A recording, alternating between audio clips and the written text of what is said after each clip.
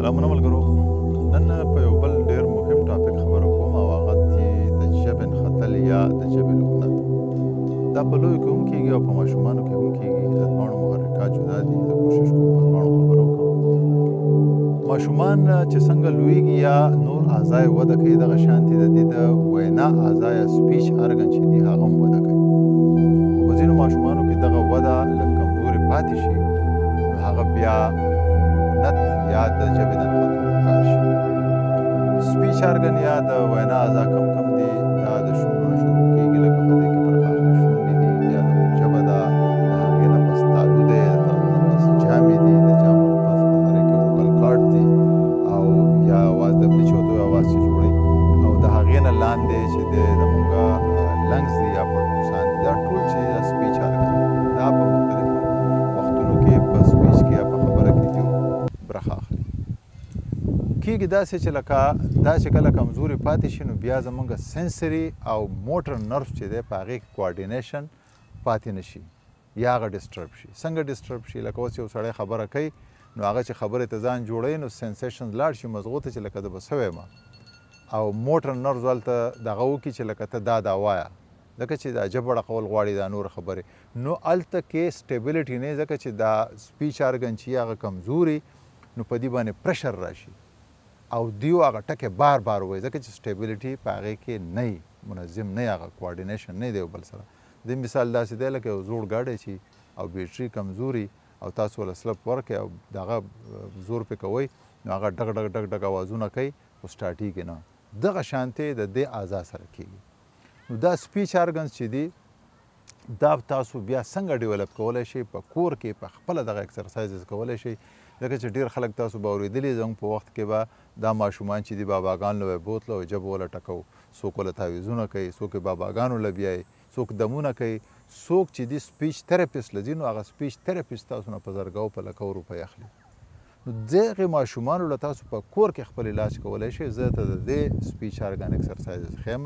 او په میاشت به کې به هغه انشاءالله بالکل برابر وي. سپیچ ارګن د ټول نه مخکې خو موږ راشو لکه د دغه له ژبې له د ژبې ایکسرسایزز دپاره ښه د جامې نه به شروع وکړو. جامه چې ده نو دغه ماشوم دا اکثر چې شروع کېږي نه د 2 نه 5 کالو په ماشوم کې دا لکنت شروع شي نو په دغه وخت کې په خبره هم پوهېږي او تاسو یې پوه کولی هم شئ. د ټول نه مخکې به د جامې ایکسرسایز شروع کوئ ماښام چې کینې یا د ورځې هر ټیم وی به ورته چې جامه کولاو که به فول جامه کولاو کړي څو سیکنډو دپاره بیا به یې بند کړي، بیا به کولاو کړي، بیا به یې بند کړي. د دې جامې دا مسل چې دي دا به دې سره مضبوط شي. بیا به ورته وایې د هغې نه پس یو څو پورې دغه ایکسرسایز وکړي د هغې نه پس به ورته وایې یا په دویمه ورځ چې دا ژبه تالو له ویسه کله چې دی ژبه تالو له وړي په مخه وایي څومره تلی شي عمره بوزه نو دا لاندې د ژبې دا لاندې مسل چې دي دا د ایکسرسایز سره وړي به او راوړي به د دې ایکسرسایز سره به دا لاندې د ژبې مسل مضبوط شي. بیا به هغه له په سټرا واخلې، سټرا یا نالۍ غوندې شي په هغه کې په ګیلاس کې اوبه څکي هر څه چې څکي نو بیا به چې په دې سټرا باندې اوبه څکه نو دې سټرا سره راښکودو سره به د تالو مسل او د ژبې دا بره مسل چې دي که نه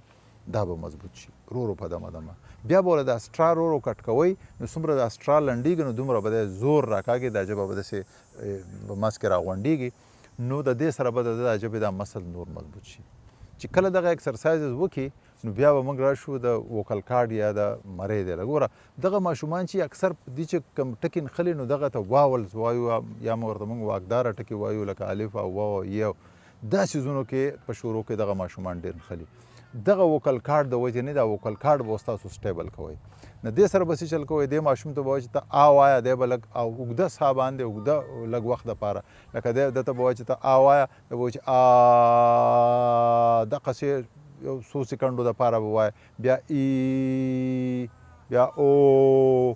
نو دا ایکسرسایز چې دی کوي په مخه نو د دې سره به د وکل کارډ مضبوط شي. چې کله د وکل کارډ مضبوط شي نو د ده به دا سټیبلیټي راشي نو دی به بیا دا لفظونه ادایګي صحیح کولی شي. د دې نه پس بیا مرحله راځي لکه ډېر خلک بیا په نورو ټکو کې هم نښلي لکه اوس مثال په طور زه به ووایم چې یو جمله وایي چې زه کور ته ځم نو دغه ماشوم چې کله دا خبره کوي دی به وایي چې زه کور ته ځم که نه ځکه چې هغه وجه دا چې کله دی خبره کوي نو هلته موټر نر چې کله دله دغه دماغ نه واپس دغه راوړي چې دا وایه میسج راشي نو د دا خو چونکې پرشرایز شي دغه څیزونه هغه دومره سټیبلیټي نه وي په هغه کې دومره زور نه وي نو دی په پرشر باندې بیا دا څیزونه وایي نو دته به تاسو څه وایئ چې یاره یو ټکی ووایې د هغې نه پس پاز یا وقفه اخله لکه زه بس وای نور پسې اډو څه وایم بیا لږ ساعت پس کور بس کو کو دی وایه کوکو مو وایه بس صرف کور وایه بیا تا ځم ښه دا په دې کې چې دی وقفه اخلي او دی به مضغوله دا دغه ورکوي چې یاره زه وقفه اخلم او دی به پیغام رسوي مضغو ته نو دی به بیا وایي زه کور کوکو وایه سر اواز راوباسم ښه په قلاره کور بیا ته ځم دی لاړ شه دا وقفه بیا رو رو کمی نو دته بیا پته لګي رو رو په دمه دمه چې یاره په کم ټکي کې زن خلم په کم کې وقفه پکار ده دغه وقفې چې دی په مخه کوي نو دا ماشوم چې دی به زیاتو نه زیات په میاشت دوه کې د سپیچ تراپي به برابر شوي ښه دغې ماشومانو کې بله خبره ومې چې دیو له به چوسني تاسو ځینې خلک په خوله کې چوسني ورکوي دا به نه ورکوئ ځکه چې دا هم د دې سټیبلیټي یا توازن چې دی د سپیچ ارګن خرابوي نو دغه ماشومانو له چې دا تاسو سپیچ تراپي کور وکړئ ټول ماشومان به ټیک ټاک شي په میاشت نیمه کې نه د دوایانو ته حاجت شته نه بیا تاسو سپیچ تراپیست ته ضرورت شته نه د باباګانو او دا د تعویضونو کار